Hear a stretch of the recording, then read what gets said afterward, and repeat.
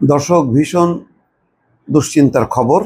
পিটিআইয়ের বরাত দিয়ে the Telegraph একটা খবর জানাচ্ছে।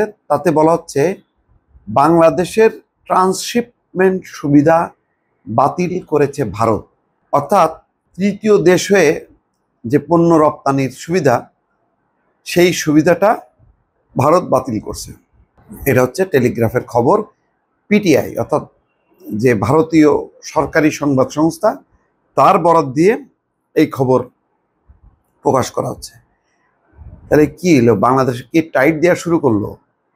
এইরকম একটা ঐতিহাসিক বিমস্টেকের যেই বৈঠক, সেই বৈঠকের পরে তো কথা ছিল যে সম্পর্ক আরও নাকি তরতরায় সামনের দিকে উপরে উঠবে। এখন তো দেখি যে এরা টাইট দেওয়া শুরু করছে। কি অপরাধ? ওদিকে শেখ হাসিনা 1 ঘন্টার উপরে জুম মিটিং করলো নেতা কর্মীদের সাথে, যেখানে কথা বলার কথা ছিল না, কোনো রাজনৈতিক অ্যাক্টিভিটিস করার কথা না। সেখানে আবার আজকে দেখা যাচ্ছে যে ট্রান্সশিপমেন্ট সুবিধা বাতিল করলো। কেমনে? মংলার ঝামেলা, মংলাটা যে চীনকে দেয়া হলো, এটার প্রতিবাদে না কি বোঝাই তো যাচ্ছে না। ভেতরে ভেতরে কি চলতেছে আসলে বিরাট একটা রহস্য রয়ে গেল। দর্শক, তৃতীয় দেশে পণ্য রপ্তানির জন্য বাংলাদেশকে দেওয়া দীর্ঘদিনের ট্রান্সশিপমেন্ট সুবিধা বাতিল করেছে ভারত, কারণ শেখ হাসিনা ক্ষমতায় নেই। মঙ্গলবার দেশটির কেন্দ্রীয় সরকার এক বিজ্ঞপ্তি জারি করে বাংলাদেশের এই সুবিধা বাতিল করে।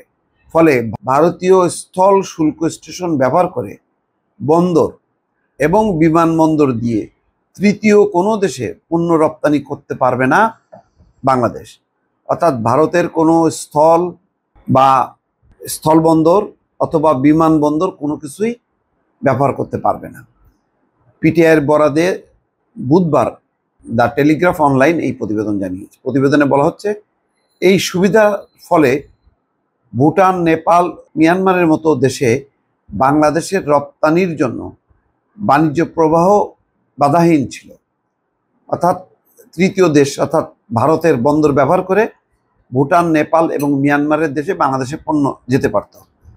ভারত 2020 সালের জুনে বাংলাদেশকে পণ্য রপ্তানির এই সুবিধা দিয়েছিল।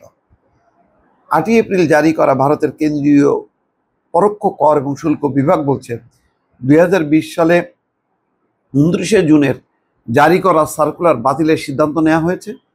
সংশোধিত এই সিদ্ধান্ত তাৎক্ষণিকভাবে কার্যকর হবে।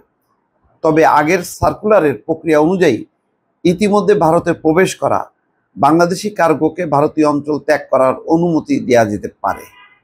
হাইরে, এর আগে ভারতের রপ্তানিকারকরা বিশেষ করে পোশাক খাতের প্রতিবেশী বাংলাদেশকে দেওয়া এই সুবিধা প্রত্যাহারের জন্য নরেন্দ্র মোদী নেতৃত্বাধীন সরকারের প্রতি আহ্বান জানিয়েছিলেন। তো তখন তো তারা ক্ষুব্ধ হয়েছিল বাংলাদেশের সংখ্যালঘু নির্যাতন, অত্যাচার, এইসব। তো এই ব্যাপারে তো আলাপ আলোচনা হলো। তো এখন অ্যাকশন কেন বাংলাদেশের বিরুদ্ধে? ভারতের ক্ষমতাসীন বিজেপি নেতৃত্বাধীন সরকার এমন এক সময় ভারতীয় ভূখণ্ড ব্যবহার করে তৃতীয় দেশে পণ্য রপ্তানিতে বাংলাদেশকে দেওয়া সুবিধা বাতিল করলো, যার কয়েকদিন আগে ভারত, বাংলাদেশ সহ বিশ্বের কয়েক ডজন দেশ এবং অঞ্চলের বিরুদ্ধে উচ্চমাত্রার শুল্ক আরোপ করেছে মার্কিন যুক্তরাষ্ট্র। মার্কিন যুক্তরাষ্ট্র ছেঁচা দিতেছে, যেখানে চীনও বলতেছে ভারতকে যে আসো আমরা ঐক্যবদ্ধ হয়ে আমরা এই সংকটের বিরুদ্ধে লড়াই করি, সেখানে বাংলাদেশকেও কাছে নেয়ার কথা, সেখানে উল্টা বাংলাদেশকে টাইট দিতেছে। দেখি এখন এই টাইটের ফলে বাংলাদেশের বিকল্প কি বা কি ক্ষয়ক্ষতি হয়, এটা নিশ্চয়ই বাংলাদেশের তরফ থেকে ব্যাখ্যা পাওয়া যাবে। দর্শক, ভালো থাকবেন। আল্লাহ হাফেজ।